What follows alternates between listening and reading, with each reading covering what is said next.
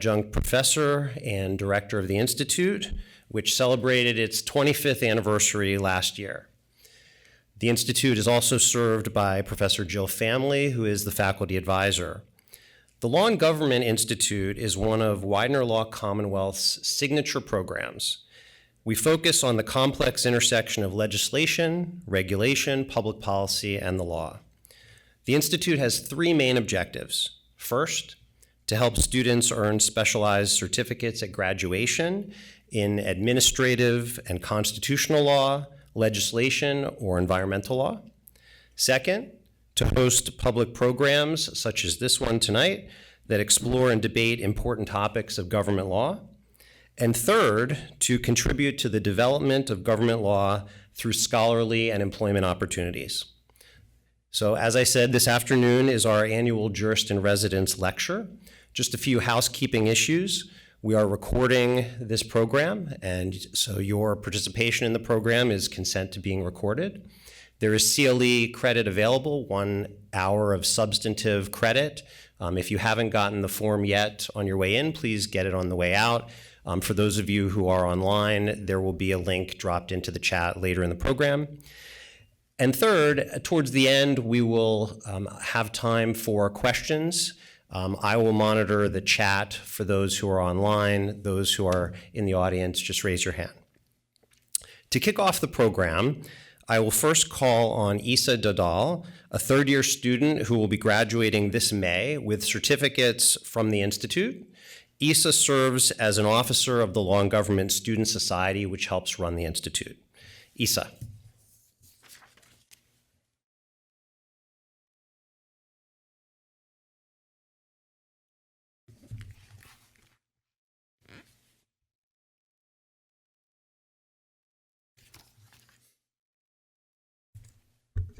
Good afternoon, everyone.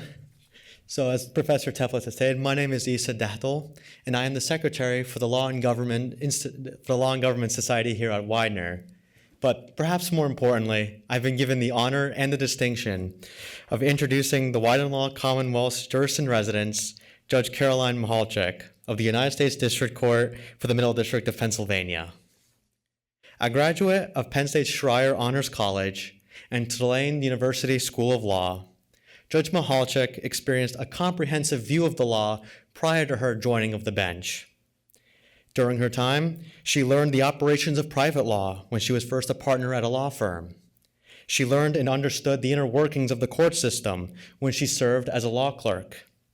And she taught and continues to teach the importance of law and the intricacies about it, first as an adjunct professor and now as a jurist in residence.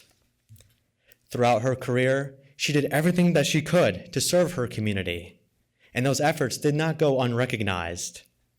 In recognition of her efforts in implementing numerous successful community projects, the Pennsylvania Bar Association awarded her in 2006 the Mikhail K. Smith Excellence Award in Service. For her zeal and her passion for the career of law, the Lackawanna Bar Association granted her the Margaret P. Gavin Award for the Outstanding Young Lawyers. And in 2012, the Legal Intelligencer named Judge Mehalchick as one of only 35 Pennsylvania attorneys to be on the, quote, lawyers on the fast track. And on the fast track her honor was on, as she would even later be named as the Women Trailblazer by the Pennsylvania Bar Association Commission on the women in the profession. In 2013, her trailblaze continued when she received the call of duty by the judges at the United States District Court to serve as the United States Magistrate Judge. She accepted that call and served honorably for 10 years, and 3 of which she served as the Chief United States Magistrate Judge. Her trail, in fact, blazed so brightly that it inevitably caught the attention of the White House. And on July 11th of 2023, she would later be nominated to become a United States District Court judge by President Biden. Her hopes, our dreams, and the nomination would all be confirmed by the United States Senate on January 31st of 2024. May her service and care for the community continue to radiate and maintain the rule of law, just as you have done so prior. Please join me in welcoming my professor and our jurist in residence, the Honorable Judge Karoline Mehalchick. Thank you. It's nothing like having a current student of yours introduce you to make you feel really great about yourself.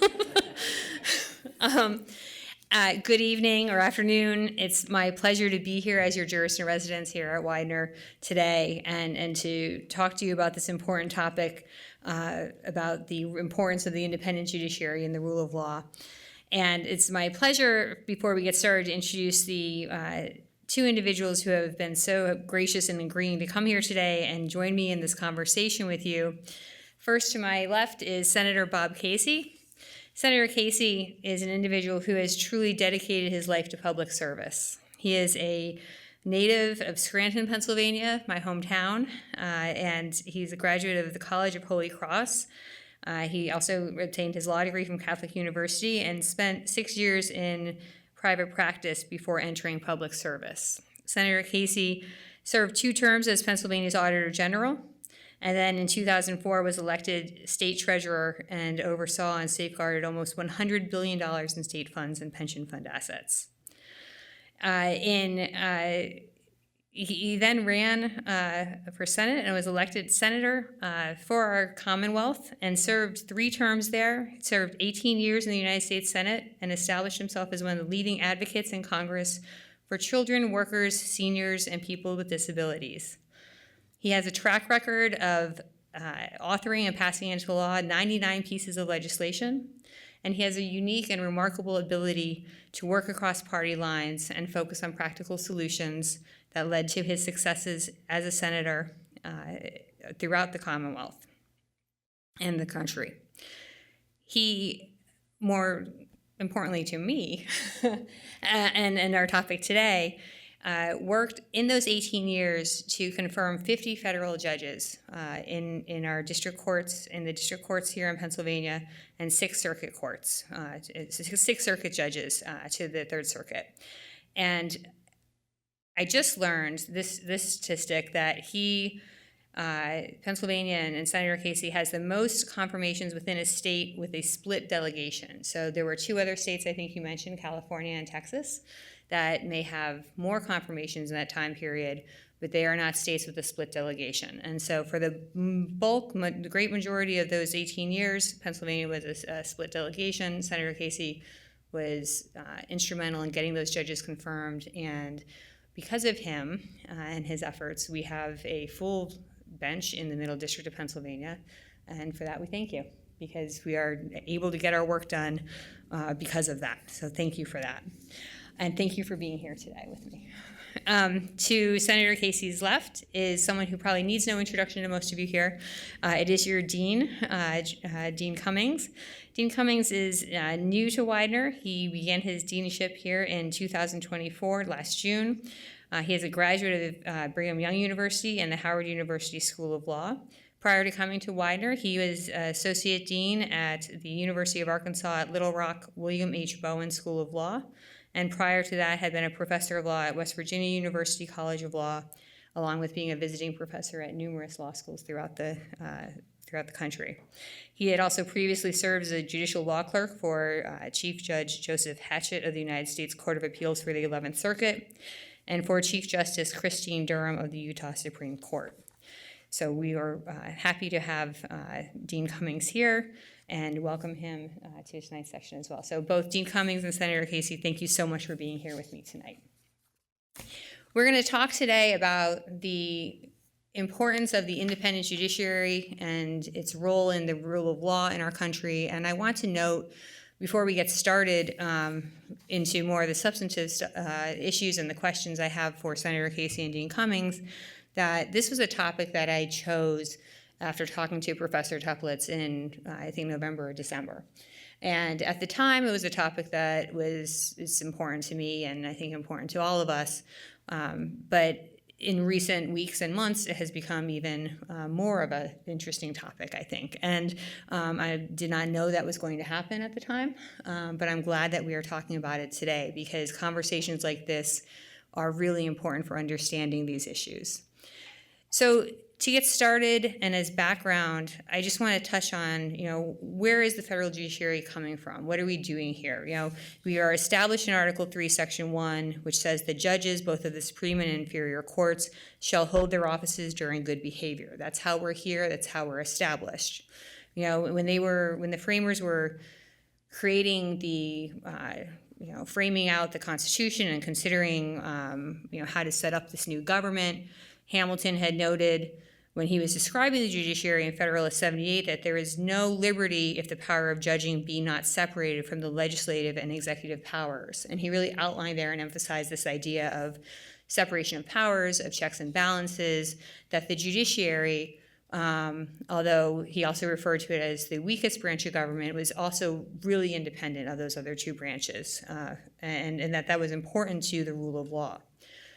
What is the rule of law? We talk about this all the time. I think it's an idea that's thrown around a lot. It's this enduring principle that everyone, persons, institutions, entities, are governed by. They are held accountable to laws that are just, publicly promulgated, equally enforced, and independently adjudicated. This independent judiciary is this critical part of our system of checks and balances, and the framers really created that fair and impartial judiciary that followed the law so that it wasn't biased, it was independent, it wasn't partisan, it shouldn't be intimidated. And it was really critical. This idea of judicial independence is critical to this idea of fairness and impartiality. I think there are two aspects of impartiality that we have to consider here. There's this decisional independence from outside pressures, and there's also the independence of a judicial branch as a whole. So whether you are a magistrate judge or a bankruptcy judge or an Article 3 judge, a Court of Appeals judge, a district judge, it's an independent judicial branch, but it's also your independent judicial officer and your independent decision-making process that's important. And finally, I just want to note before I turn to my first question for Senator Casey and Dean Cummings, that one of the reasons it's so important that we talk about this issue right now is that over the last several years, there has been the public's faith and confidence in the judiciary, the public's ability to trust in what judges are doing, that we are making independent and correct decisions, has been decreasing at a really rapid rate. And that's seen in the tremendous increase, the alarming increase in verbal and physical attacks on state and federal judges throughout our nation. In the past 5 years alone, there have been more than 1,000 serious threats to federal judges. These usually come after someone gets a decision they don't like. And I want to note that these are serious threats that the Marshal Service have responded to. And I note that because what those 1,000 threats don't account for are the inappropriate communications, are the threats that are not deemed serious. These are 1,000 serious threats. And that's that's a real issue because judges have become more subjected to hostile, inaccurate, and intimidating verbal attacks online about rulings they make. And there is a process, and we can talk about that. There is a process if someone doesn't like a ruling I make, and it happens, and it has happened, and it will continue to happen. There is a method by which that ruling gets appealed, and there's a process that gets followed so that it gets appealed. What that ruling doesn't call for is an attack on the judge's person or their family or their friends or their independence. And those attacks really imperil the independence of the judiciary and make it hard for the judiciary to remain independent, both as an individual judge in their rulemaking authority and also as a branch as a whole. So with all of that being said in that background, I'm going to ask, and I'll start with you, Senator Casey, in your experience as a lawyer and as a senator and as a citizen of the Commonwealth and this country, what do you see as the judiciary's role in upholding the rule of law? Judge, thanks very much. I'm, first of all, honored to be here and to be with you. And I was saying to the judge earlier that I think anyone who's gone through the confirmation process to be United States District Court judge or judge on one of our appellate courts, at least at this time in our history, should be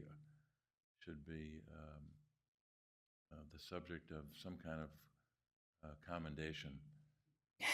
There's no real award yet that that's been invented, but wow, what a long process.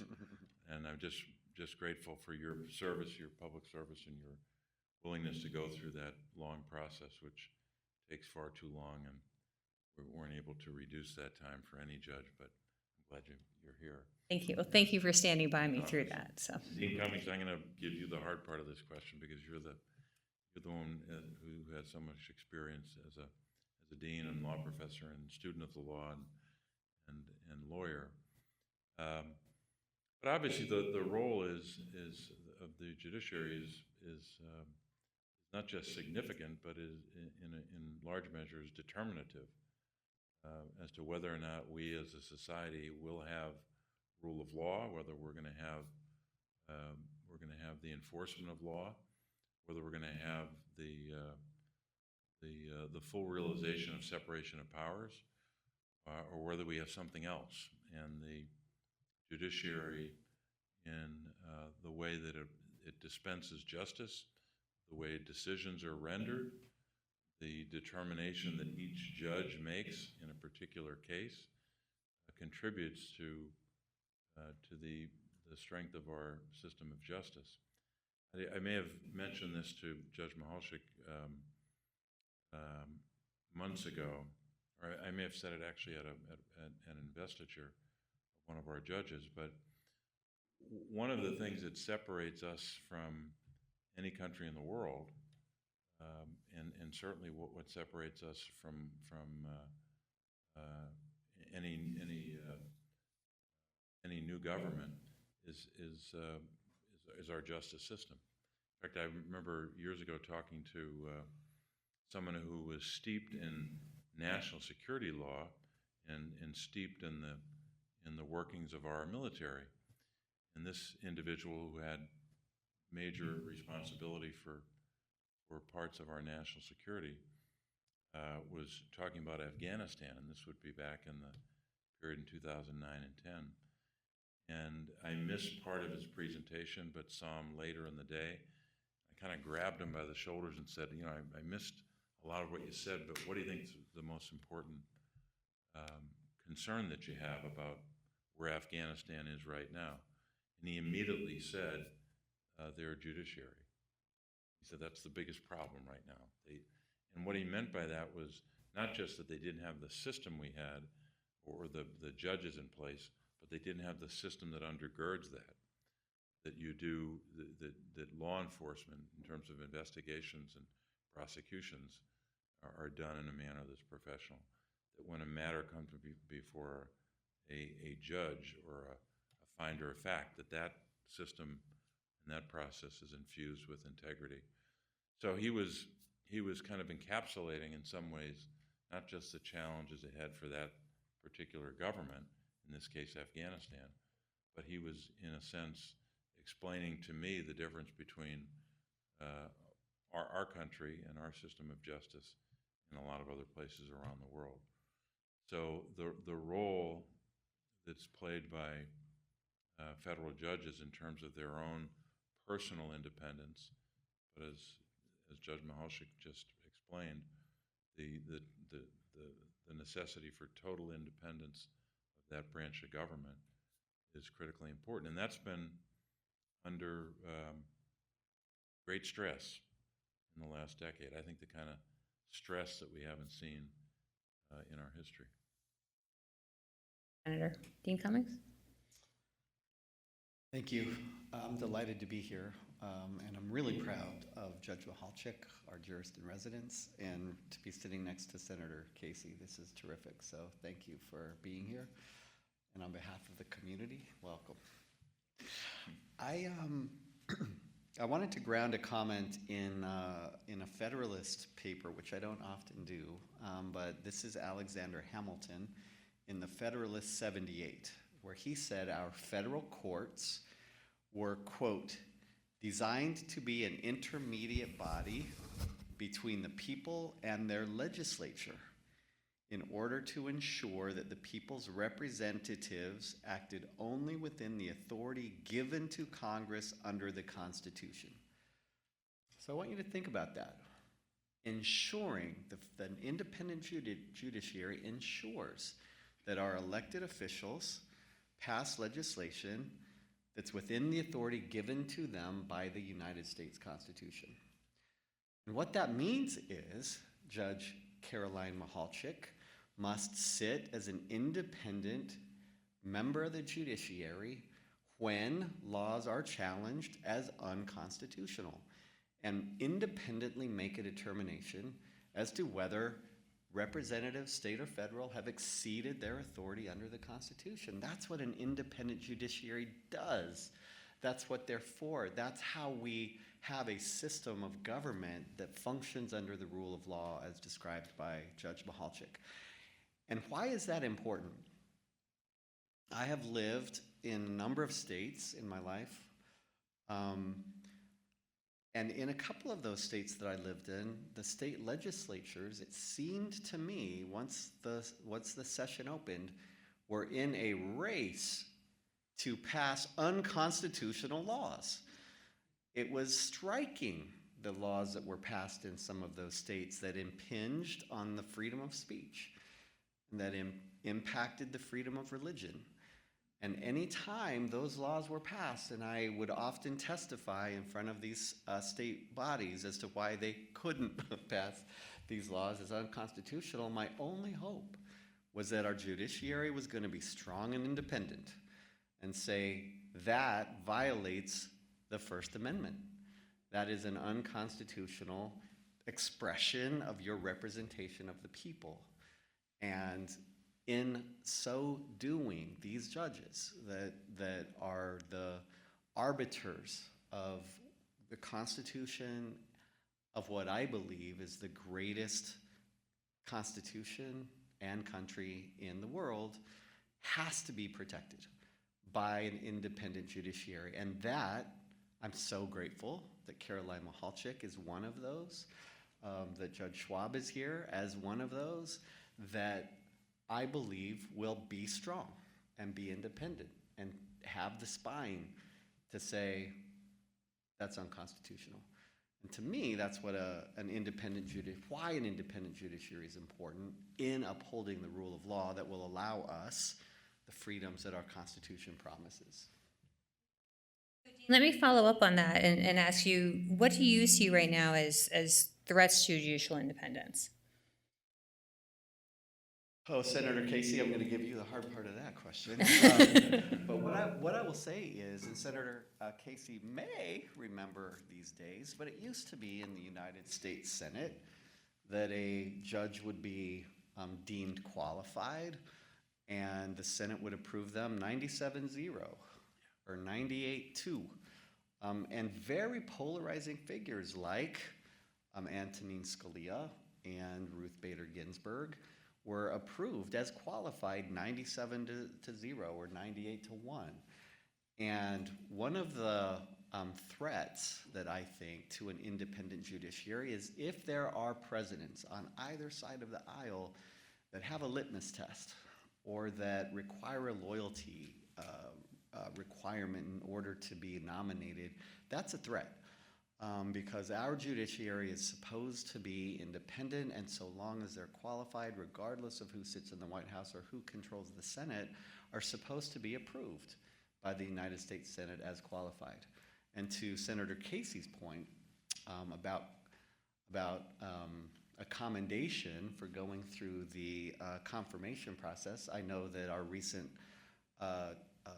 federal judge approved by the Senate, Kelly Neary, a graduate of our law school, and Judge Mehalchick went through bruising confirmation processes, to which when I was at lunch with Kelly Neary, she said, I don't know why. I'm pretty middle of the road. I don't know why I was so controversial in the confirmation process, and I view that as a threat. I think we should really try hard to get back to a date where we're looking at people's qualifications. Are you qualified to do the job? If you're qualified to do the job, there should not be litmus tests, loyalty requirements, or how would you hold on this particular issue that allows sort of this partisanship to sort of take over what I think should be an independent, qualified recommendation to sit as a federal judge. I believe that our federal judges come with good faith and hopefully good behavior as required, to honestly make determinations based on what they feel like is constitutional or not. And I think we need to get back to an era where there's less fighting and battling and partisanship over who should sit.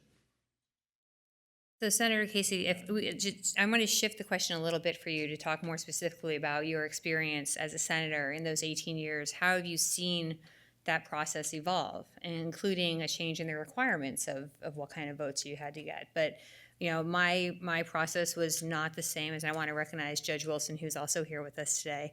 But no, she's not a Widener connection, as so. But Judge Wilson and Judge Schwab are both here, and Judge Bloom is here too. But for instance, Judge Wilson's process was very different than my process, just in a few short years. And so and bruising is an understatement, Dean Cummings, I think. But how do you see that? How have you seen that process change in 18 years in your tenure as a senator? And what are your thoughts on how that's impacting? Is that a threat to the judiciary? Do you agree with what Dean Cummings is saying? How do we get back there? I do agree that the process today is far too long, and it becomes to a large extent, it becomes a template or a place where politicians can often engage in political conflict based upon the nominee in front of them, and that becomes for some senators, I wouldn't say this about all, but for some, kind of just a sport. And that's, I think, ultimately undermines confidence, because if there's nothing wrong with aggressive cross-examination, as any lawyer would respect, any aggressive cross-examination of someone's qualifications, their experience, their character, there's nothing wrong with that. But sometimes something they said 20 years ago, or something they wrote, one thing, often maybe two things, can become exaggerated and take on kind of a life of its own. So it's not simply that senators approach that process differently. Our culture has changed, and society has changed to the point where that kind of combat takes place. So I agree that process is different today than it was when I started, but I would say radically different than when I was growing up, where someone could be nominated in one particular month and could be confirmed only a few months later. Now it's nominated, and then by the time the confirmation process winds all the way around, it's a year and a half later, sometimes 2 years. We had examples where we had judges nominated, or nominees, judicial nominees nominated in one presidency, and then a new president comes in and he had to renominate them. I did that a couple times. Mm-hmm. So yes, I think that process is flawed. I'm not sure there's a readily identifiable solution or remedy for that problem, but because I do think it reflects politics more broadly. I will go back to because I think it's just on my mind these days. One of the principal threats, I think, to the independence of the judiciary, and therefore a threat to our entire system, is a view that the executive branch supersedes the other branches of government, or for sure supersedes the judicial branch of government. It's a theory that some people adhere to. It is dead wrong, because we don't just talk about branches of government. We talk about and have upheld as a people for all these generations co-equal branches of government. In fact, Senator Byrd, you spent some time in West Virginia. Mm-hmm. Senator Byrd, one of the things you feared as a young senator, as I did, I served with Senator Byrd in 2007 and 2008, and he passed away, I think if I remember now, 2009. But even in those, even at the end of his career, you did not want to be corrected by him, because he, if you, in terms of your approach to speaking on the floor of the Senate or the Senate rules, he knew them backwards and forwards, and he wouldn't mind telling you when you were wrong. But one thing he also was very adamant about was that notion of co-equal branches of government. Here's the example he would use. If a young member of the, say a new member of the House or Senate, or someone who was a veteran member of the House or the Senate, was asked the following question, how many presidents did you serve under? If you answered that question and said 2 or 3 or 4, Senator Byrd would correct you, and he'd say, you didn't serve under any of them. You served with them. Because the president, even though it's one person, is the representative of the executive branch. But he or she, someday we'll have a she, is co-equal to all the members of the legislative branch and all the members of the judicial branch. That's what co-equal means. The executive doesn't serve above the other 2 branches of government. And I worry, in terms of a real threat, that this notion, this theory, that somehow the executive branch is above or not co-equal to the judicial branch isn't just a bad theory, isn't just contrary to our I think our constitutional jurisprudence. It is a threat to our society, I think. And I think we need to combat that flawed theory with a lot of gusto.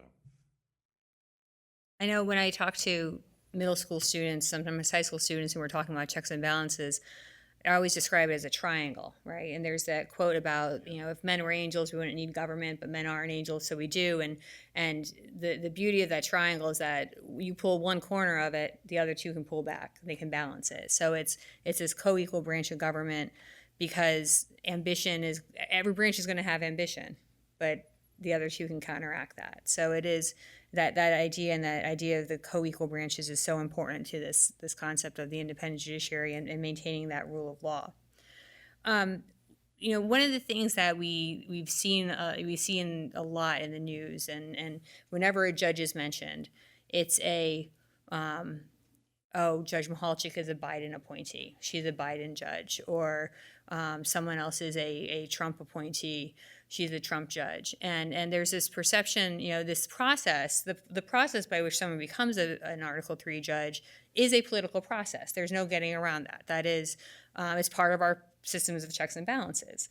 But the perception in the public then that this judge is, like Dean Cummings said, loyal to that one president or that one set of values is just wrong. The political process for the judge stops at the point of confirmation, but we continue to see that nomenclature associated with judges when they're discussed and when their rulings are discussed, and they're sometimes surprised. We've seen this a lot in the last few weeks. So they'll be surprised if a quote unquote Biden judge upholds an executive order right now, and then the same surprise when a Trump judge or another judge appointed by a Republican president years ago strikes down or finds unconstitutional an executive order in recent years. And I guess for Dean Cummings, what are you seeing, or what have you seen in your years as a dean or a professor in law school? Have you seen a difference in students' perceptions of the judiciary and that role that they play that follows that tracks that? Yeah, thank you. I'm looking around for any of my civil procedure students. I see one. That might not be good for you, Mr. Grove. There are 12 law and government students here. Yeah, so Judge Mehalchick will help me know who to call on.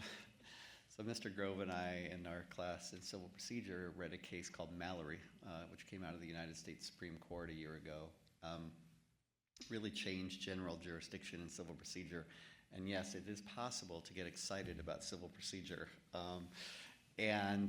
What was interesting about the case was that the judges that voted 5 in the 5-4 discussion, and I don't know if you two would agree with me, but I often say the Supreme Court should just stay out of civil procedure, because they 5-4, 4-4-1, 3-4-2. They just can't seem to ever figure out civil procedure. But in this particular case, if the judiciary voted the way that you would anticipate they would based on their presidential appointment, then we would have had a much different lineup in that case than what we actually had. So you had, quote, liberal judges joining, quote, conservative judges in this particular discussion. And that happens all the time. I think that one of the things that's changed since I appreciate Judge Mehalchick's question, in your long career, what have you seen change? In your vast experience. Thank you. Is that I feel like students have kind of tracked with the politics of the time, and to Senator Casey's point about how we've sort of changed the way that we view the judiciary. I think students expect a judge to vote a certain way if they were nominated by a particular president, and get pretty up in arms if they don't. And I didn't see that when I started in the early 2000s as a professor. I saw students sort of trying to figure out what motivated a judge to come to its decision, to his or her decision, and why and how we could sort of conceptually or theoretically come to a place where we understood what they were thinking, rather than just being sort of, they didn't vote the way they should have, because this is a political or partisan topic, and they should have come in this particular instance. And I think, frankly, if I can speak freely, I hope I can, that Chief Justice John Roberts has surprised people consistently throughout his term, especially since, in the last few years, with not voting how you would expect someone that was appointed by Bush to vote. So I think that's something that's really changed, is some sort of sense of expectation and maybe even anger if judges don't necessarily vote according to what they think they should based on who appointed them to be the judge. And my expectation would be, if you're a member of an independent judiciary, you're just interpreting the Constitution. Now, you may have a different view, originalism, non-originalism, what have you, but you would expect that there would be many instances, like we read in the Mallory case, where you don't expect the lineup of judges in the majority to be who they are if they're like sort of interpreting the Constitution in a way that they would bring independent thought and judgment to. Thank you. And Senator Casey, following that, what have you seen? Have you seen a difference in the public's understanding of the role of the judiciary? Not just lawyers or the bar, but generally, in speaking with your constituents and members of the public, have you seen a difference over the last couple decades? Well, I think sure. I think I think it's part of a larger dynamic where there's often hostility towards institutions, and that's not just government, but especially so in government. And I think the judiciary is no different. That it becomes the target of that hostility towards institutions, and this just happens to be an institution that dispenses justice, and it becomes part of a kind of a political fight. I will say this, though, what the dean made reference to I think is instructive, because we have seen judges who we believe fit a certain philosophy or orthodoxy who don't vote that way, either on the district court, the appellate courts, or even the Supreme Court. And I'm just in my own experience, as you mentioned, in my 18 years in the Senate, we had a total of 50 confirmations, most of them district court judges. There are times when I served with Senator Specter, Senator Toomey, and Senator Fetterman, but 12 of the 18 years were with Senator Toomey. We were different parties, different philosophies, so we had to work on confirmations. And that meant that I would come forward with a name when it was my turn, and I would say, why don't you consider this candidate? And Senator Toomey would have a period of time to consider that candidate. He'd come back to me and say, either I'm okay with that candidate, let's move forward together, sign this blue piece of paper, literally your blue slip, and send it to the White House.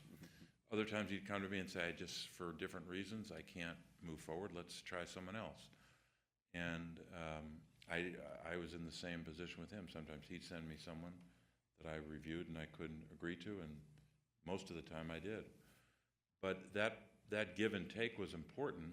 It was also important to keep our mouth shut when we sent a name to the White House, because you can do someone a lot of damage if people know that they're at the White House and then they're not considered, or not considered and then not confirmed. So you have to keep your mouth shut. You have to respect the process, and you have to engage in it honestly and with integrity. And we did that, and that's why we were able to confirm that number of judges, a record for a split delegation. But that led to instances where I signed the blue slip for, and when you sign the blue slip, you're basically indicating you're highly likely, if not definitely, going to vote for that person.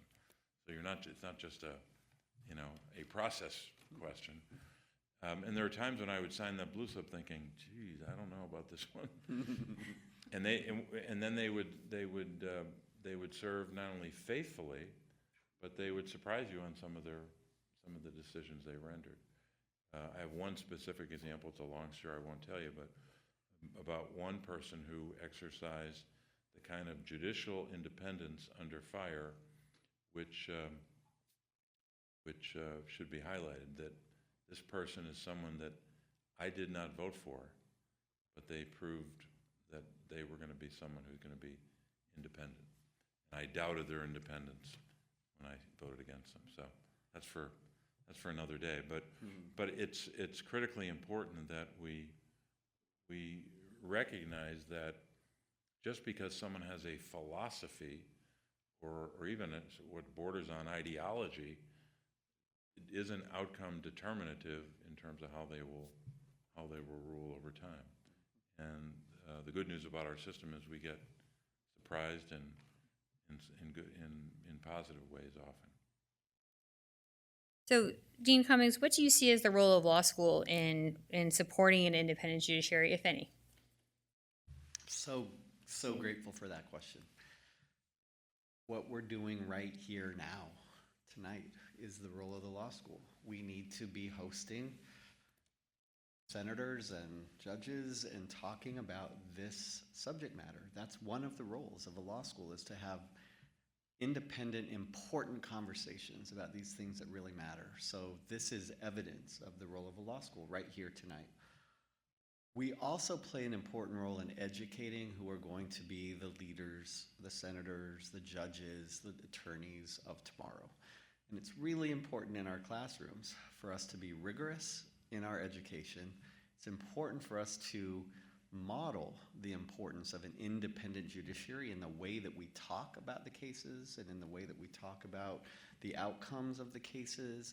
And I think that more than anything else, I think it's important for us as a law school to be an open place where everyone belongs. We want everybody here. We want people from rural Pennsylvania. We want people from urban Pennsylvania. We want people of all stripes to come in and learn the law. And we're not always going to ideologically agree.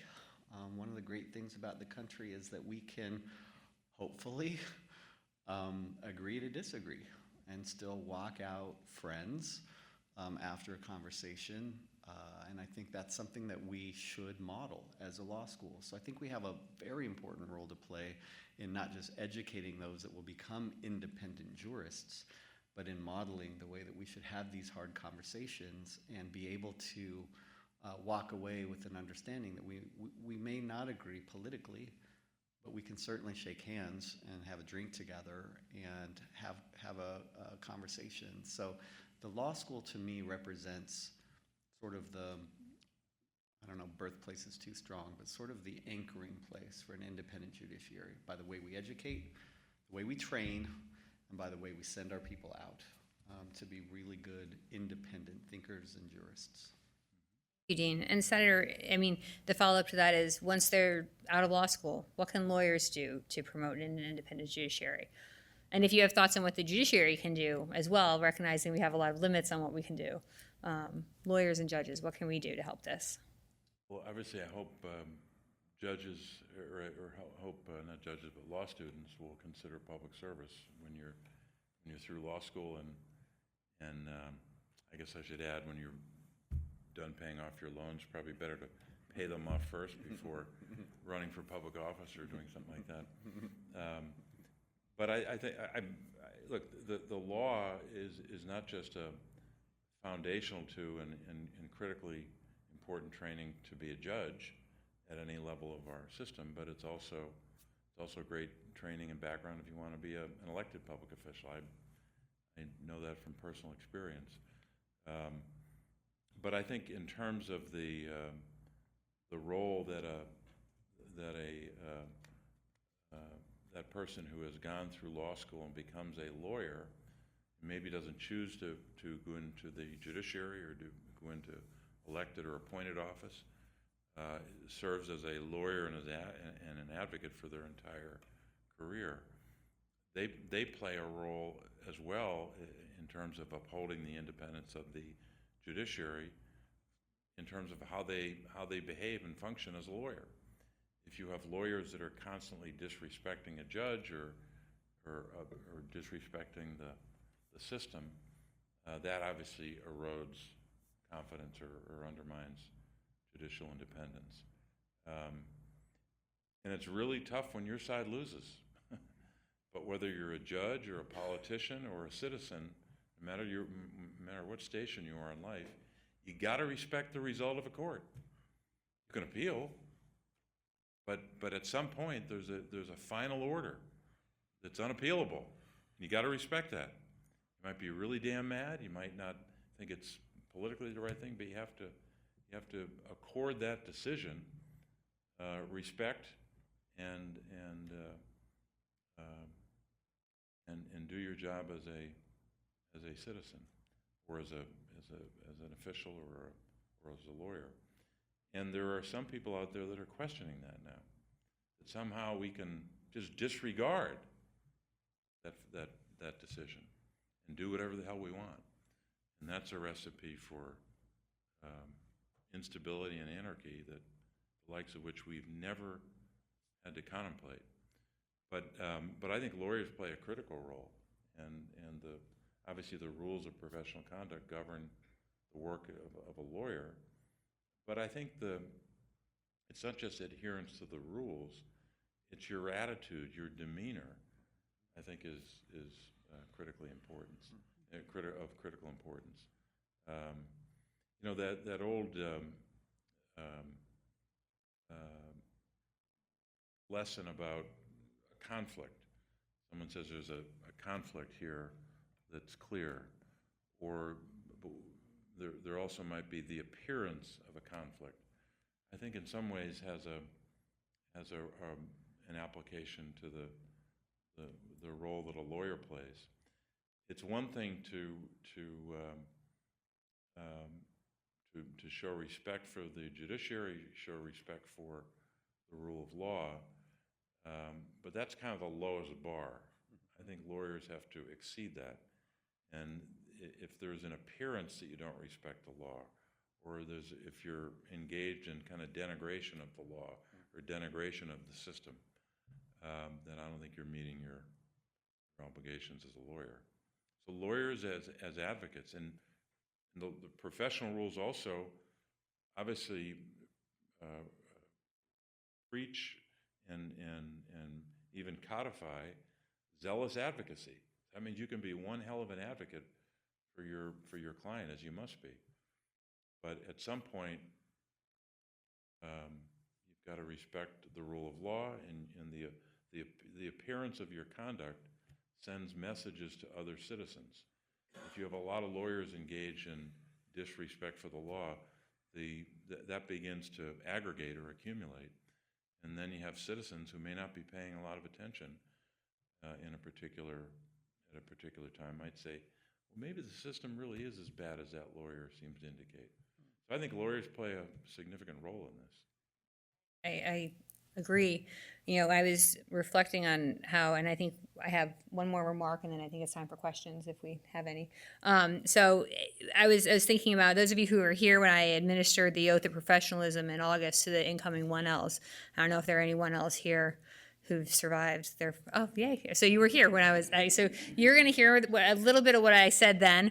But I spoke to the 1Ls, and I told them that, part of what they were doing and part of their duties of professionalism is really to defend the legal system and the judicial system against unfair attacks that undermine the public's faith in our democracy, because there is a duty as a lawyer to challenge legal rulings. There's not a judge anywhere who's going to say, don't take an appeal of me. You have a duty and an obligation to seek that correct outcome for your client. And that's what our appellate courts are for. It's what our system is built for. But it's resisting that urge to characterize a ruling, to characterize opposing counsel's position in a manner that ridicules or demeans or attacks an individual judge or attorney, that really chips away at your profession and your chosen role here, and the legal system's integrity and legitimacy.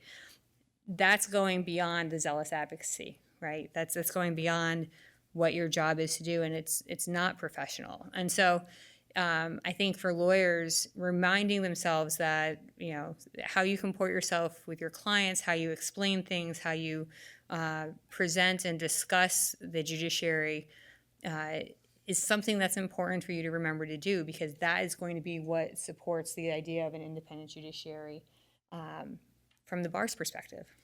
So it's about 10 of, I think. So do we have questions? Questions in the audience from any of you?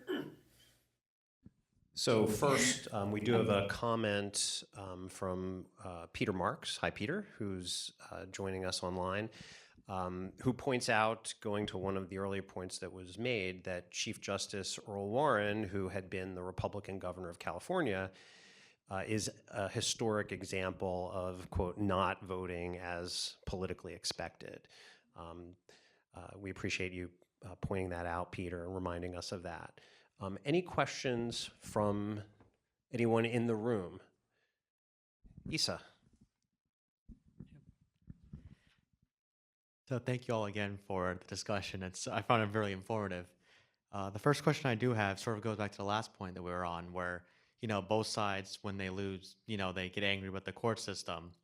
But is there a way with today's courts where they can essentially create a scenario, like sort of like in Marbury v. Madison, where they give a small victory to the one side, and then on the other half of their ruling, something that they wouldn't like, but it forces the other side to comply with it simply because they keep their victory?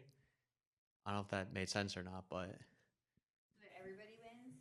sort of, yeah. Because I remember in Marbury v. Madison, like Thomas Jefferson got his win, but for the courts to maintain their power, Jefferson had to play ball. Otherwise, he wouldn't get what he wanted he wanted the courts to do.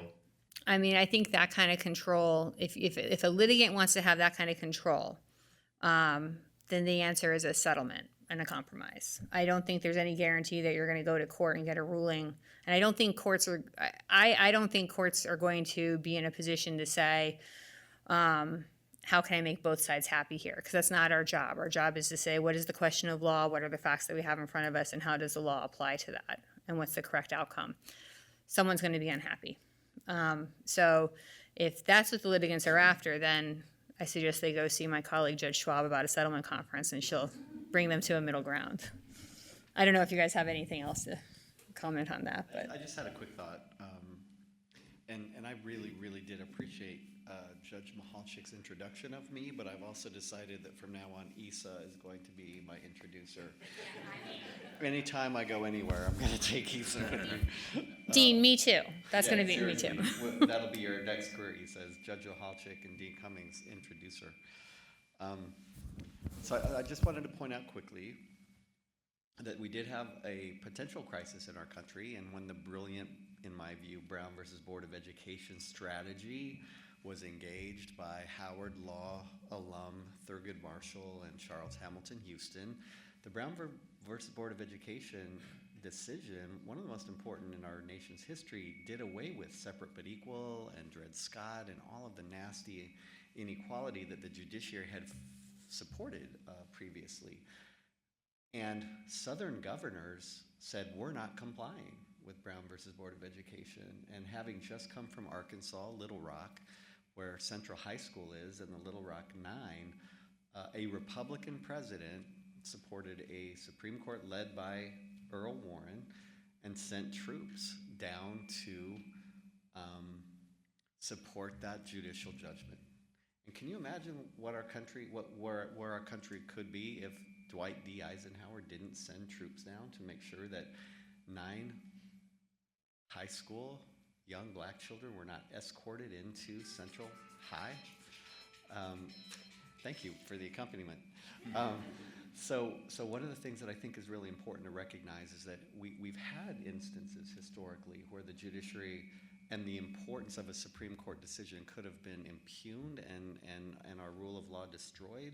And we had presidents that may or may not, I don't know Eisenhower's position, but may or may not have agreed with the decision, but sent troops down to enforce it, to make sure that our judicial opinions were respected. And those governors that stood in front of the schoolhouse doors and said never were swept away by the military that brought those 9 black children into a high school to integrate it as ordered by the United States Supreme Court. So I think it's really important to Isa's question and to the question online to recognize that there have been important instances where our judiciary made bold decisions and our executive supported those decisions, sometimes by sending the National Guard to ensure that those decisions were respected. And I think that's really important to remember. Any other questions in the audience? We do have a couple of online, but let me go. Oh, yeah.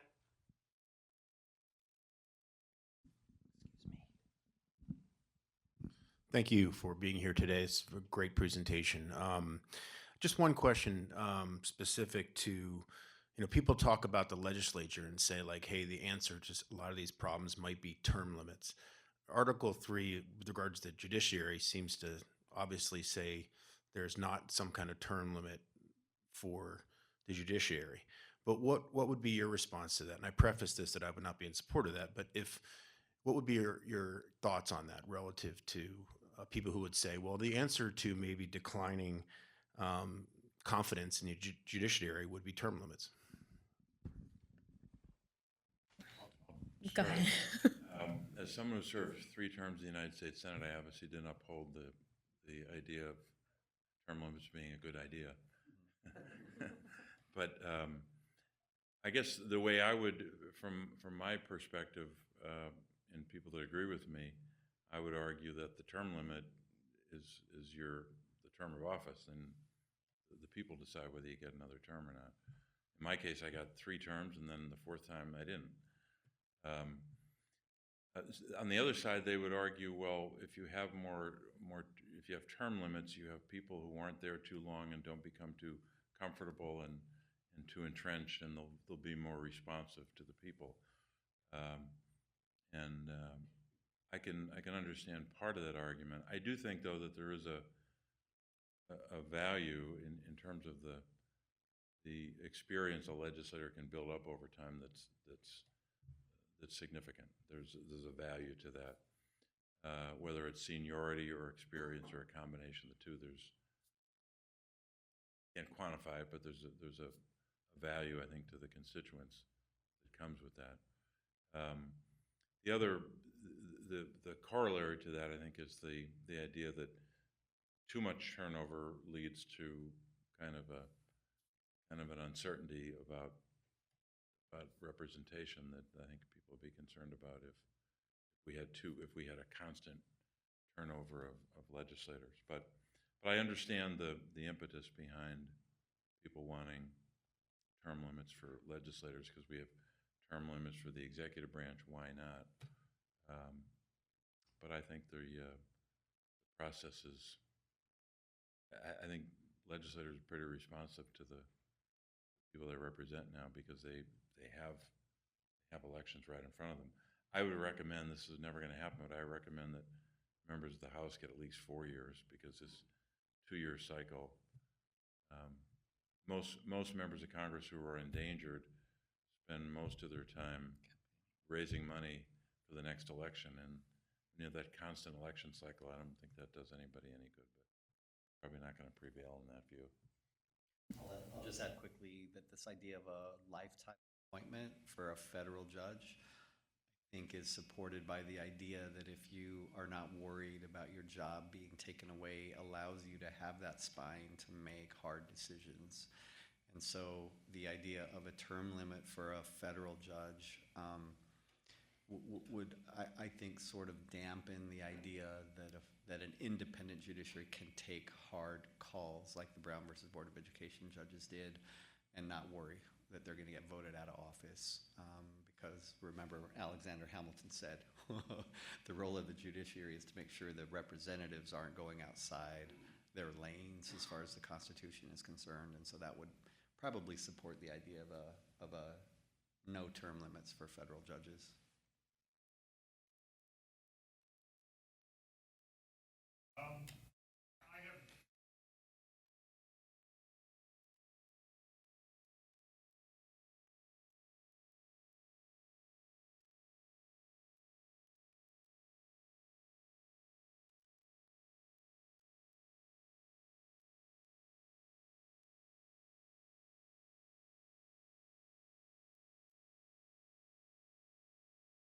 Beyond the 9, but the number of Supreme Court justices varied over the years. The jurisdiction of the district and circuit courts varied over the years. And frankly, I'm not sure I see any difference between a lifetime appointment and a 15-year appointment. I mean, if you know you're going to be there for 15 years and then you're done, it shouldn't have any. It's the same as it's the same as a lifetime appointment. You know you're going to be done, so you shouldn't be afraid. It's not like you're running for retention, so you shouldn't be afraid to do that. And I'm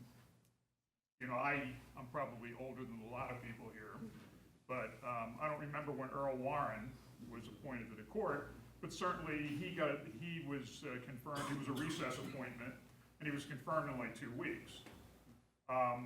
And I remember, the days of, I think things started to slide downhill during the Nixon administration with, or actually even before that, when the Senate wouldn't confirm aid forms for ethical violations. It's certainly, I think, anybody would say pale to what might be going on at the court now.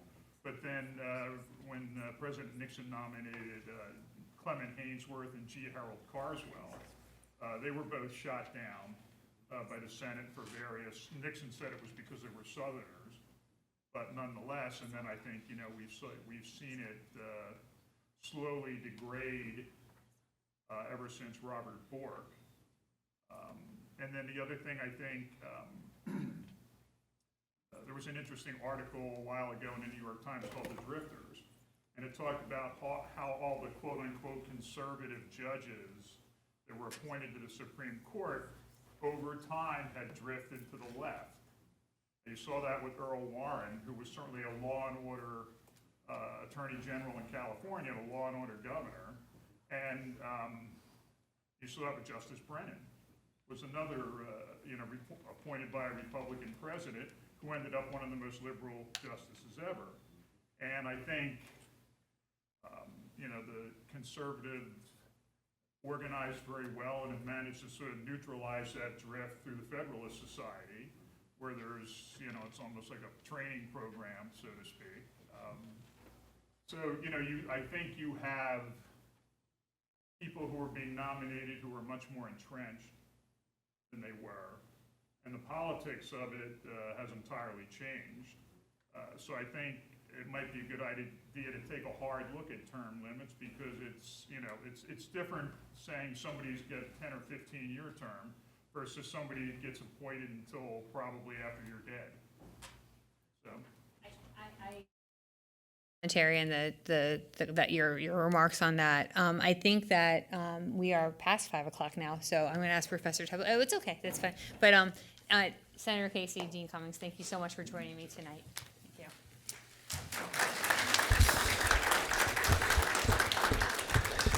you. Yes, thank you to Judge Mehalchick, Senator Casey, and Dean Cummings for taking the time out of your busy schedules to be with us today to talk about this very timely topic, and also for your public service. Point of personal privilege, I'll speak for Judge Schwab.